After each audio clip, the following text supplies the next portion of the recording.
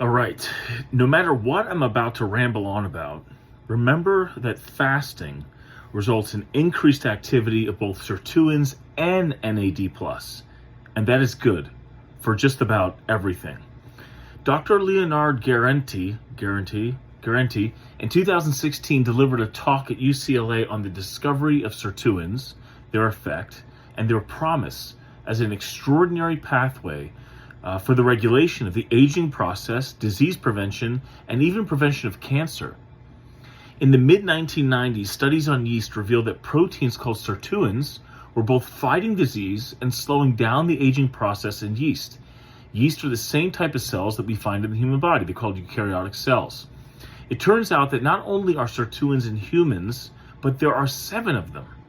An increase in activity of the sirtuins is very good, and those molecules act on many different organelles in the cell, including 3 types of sirtuins for the nucleus, where our DNA is, 3 types of sirtuins for the mitochondria, the powerhouse of the cell, and 1 type of sirtuin for the cytoplasm. It's kind of the gravy of everything else within the cell. Sirtuins, in essence, make oxidative metabolism more efficient within the mitochondria and lead to increased resistance to stress.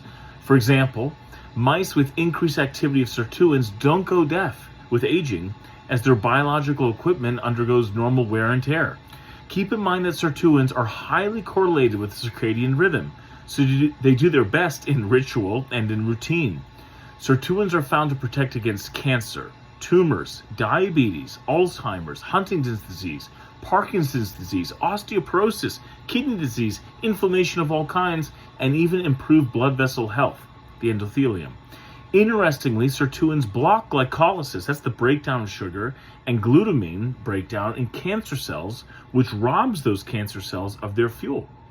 Sirtuins literally repair telomeres, single-stranded DNA, and double-stranded DNA.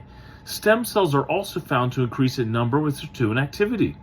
Finally, there is a cofactor that is required for sirtuins to operate called NAD+, and go figure, that is also upregulated with fasting. What is so interesting is that rapamycin has a similar effect to what sirtuins do, but it comes with a host of side effects, including various forms of cancer and even insulin resistance. So how can we get the upside and eliminate the downside? Just turn on sirtuins naturally through fasting.